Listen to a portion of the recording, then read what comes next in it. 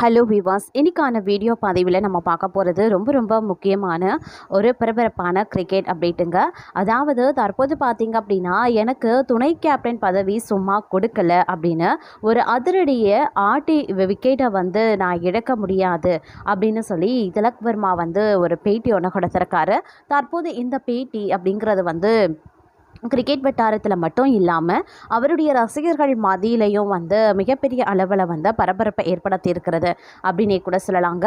இது குறித்த முழுமையான தகவலோடு இன்னும் பரபரப்பான கிரிக்கெட் அப்டேட்ஸை பற்றி தான் இன்றைக்கி வீடியோவில் நாம் தெரிஞ்சுக்க போகிறோம். ஸோ இந்த பதிவு உங்களுக்கு மிக பயனுள்ள விகிதத்தில் இருக்கும். வீடியோவை ஸ்கிப் பண்ணாமல் கடைசி வரைக்கும் பாருங்கள். வீடியோக்குள்ளே போகிறதுக்கு முன்னாடி இது வரைக்கும் நீங்கள் நம்ம சேனலை சப்ஸ்கிரைப் பண்ணலை அப்படின்னா உடனே சப்ஸ்கிரைப் பண்ணிக்கோங்க.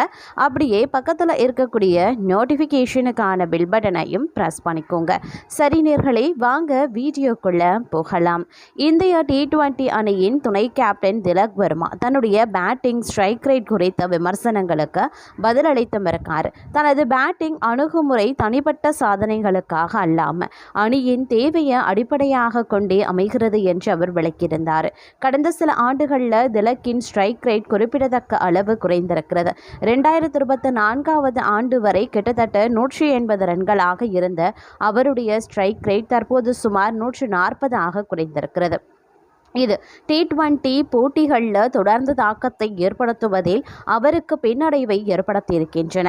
குறிப்பாக சுழற்பந்து வீச்சுக்கு எதிராக அவர் தடுமாறுவதால் சுழற்பந்து வீச்சாளர்களை அவர் எதிர்கொள்வதை தவிர்க்கும் வகையில் அணி நிர்வாகம் அவரது பேட்டிங் வரிசையை இறக்கி அவரை ஒரு ஃபினிஷர் பொறுப்பில் விளையாட வைக்கிறது.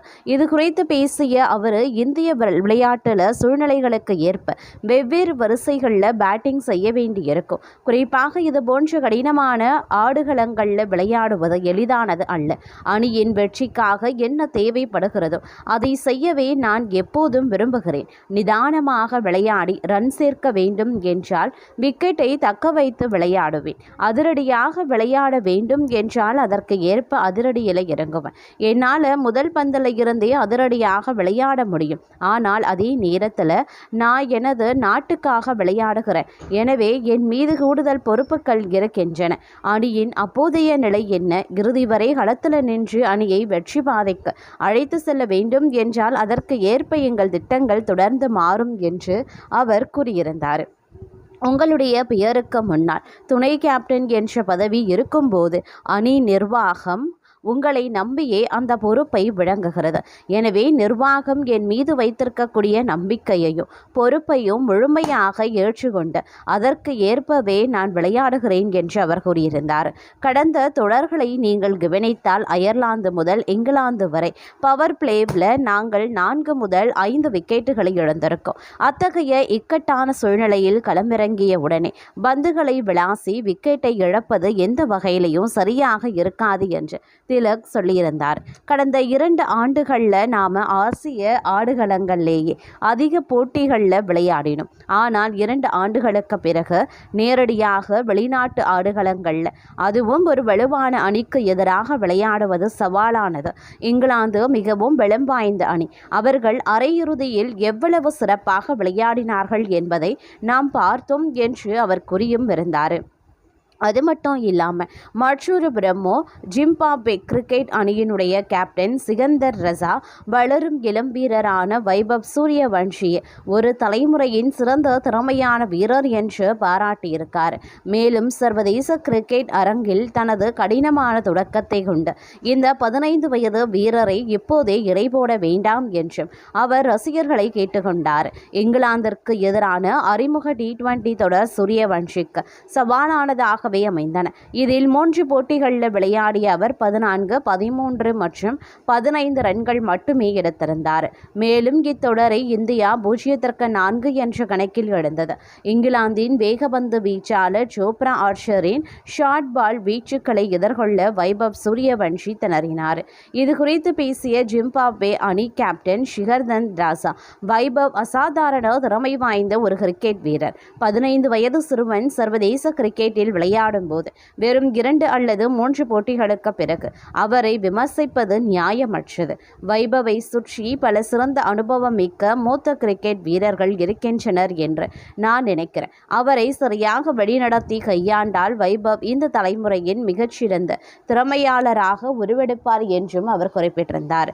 கடந்த ஓராண்டில் அவர் செய்த சாதனைகள் இந்திய 19 வயதுக்குட்பட்ட அணிக்காக அவர் விளையாடிய விதம் மற்றும் அதே வயதிலேயே சர்வதேச போட்டிகளில் அறிமுகமானது ஆகியவை சாதாரண விஷயங்கள் அல்ல. இந்த காலத்தில் இதுபோன்ற கதைகளை கேட்பதே அரிது. வைபவ் மிகவும் தனித்துவமானவர். அவர் எவ்வாறு வழிநடத்தப்படுகிறார் என்பது மிக முக்கியமானது என்றும் அவர் தெரிவித்திருந்தார்.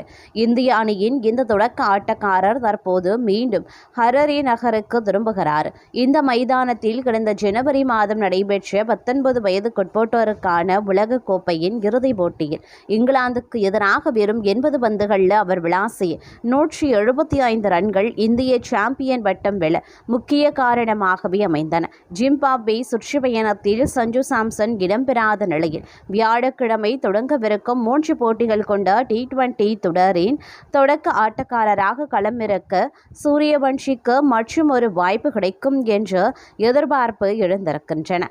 அதே நேரம் ICC 50 ஓவர் உலகக்கோப்பைக்கான இந்திய அணியில் 4 அனுபவம் வாய்ந்த பந்து வீச்சாளர்களை தேர்வு செய்ய வேண்டிய கட்டாயத்தில் கம்பீர் இருப்பதாக முன்னாள் கிரிக்கெட் வீரர் அஸ்வின் வலியுறுத்தியிருக்கார். இங்கிலாந்துக்கு எதிரான 3 ஒருநாள் போட்டிகள் கொண்ட தொடரில் இந்திய அணி 2-1 என்ற கணக்கில் தோல்வியை தழுவச்சு. இந்த போட்டியில் இங்கிலாந்து அணியுடைய நட்சத்திர வீரரான ஜோ ரூட்டை ஒருமுறை கூட ஆட்டமிழக்க முடியாமல் இந்திய பவுலர்கள் தடுமாறியிருந்தாங்க. குறிப்பாக 3வது ஒருநாள் போட்டியில் பும்ரா இல்லாத நிலையில் இங்கிலாந்து அணி 3 விக்கெட் இழப்புக்கு 387 ரன்கள் எடுத்திருந்தது. இது குறித்து கருத்து தெரிவித்திருக்கக்கூடிய தமிழக கிரிக்கெட் வீரர் அஸ்வின் மற்றும் கிரிக்கெட் விமர்சகர் பிரசன்னா கம்பீரின் முடிவுகளை கடுமையாக சாடினார். ICC தொடர்களை மட்டும் வென்றால் போதும் என கம்பீர் வந்து நினைச்சா அது மிகவும் தவறு என்று சாடிய பிரசன்னா, உலகக்கோப்பை தொடர மட்டும்தான் வெல்ல வேண்டும் என்று நினைத்தா அந்த தொடருக்கு மட்டும் பயிற்சியாளராக வாருங்க, மற்ற நேரத்தில் வீட்டிலேயே அமர்ந்து ஓய்வில் இருங்க அப்படின்னு சொல்லியிருந்தார். அணியில் இருக்கக்கூடிய ஸ்டார் கலாச்சாரத்தை ஒழிக்க வேண்டுமே தவிர ஸ்டார் வீரர்களை ஒழிக்கக்கூடாது என்று அஸ்வின் சொல்லியிருந்தார். ரோஹித் சர்மாவுக்கு கிடைக்கக்கூடிய அதே முக்கியத்துவம் குல்தீப் யாதவிற்கும் வழங்க வேண்டும். அதுதான் சரியான முறையே தவிர ஸ்டார் வீரர்களை இருக்கக்கூடாது என்று நினைப்பது தவறு என்று அவர் சாடியிருந்தார். ரோஹித், விராட் கோலி போன்ற வீரர்கள் விளையாடுவதை பார்க்கத்தான் ரசிகர்கள் வருவதாகவும் 15 ஆண்டுகளாக இந்திய அணிக்காக வெற்றிகளை தேடி தந்து தான் இந்த வீரர்கள் எல்லாம் ஸ்டார் அந்தஸ்தை பெற்றதாகவும் அஸ்வின் சுட்டிக்காட்டினார். ரோஹித் சர்மாவும் விராட் கோலியும் ஓய்வு பெற்றால் அந்த இடத்திற்கு கில் மற்றும் திலக் வர்மா ஆகியோர் ஸ்டார் அந்தஸ்தை பெறுவார்கள் என்றும் அஸ்வின் சுட்டிக்காட்டியிருந்ததும் குறிப்பிடக்கூடிய விஷயம்.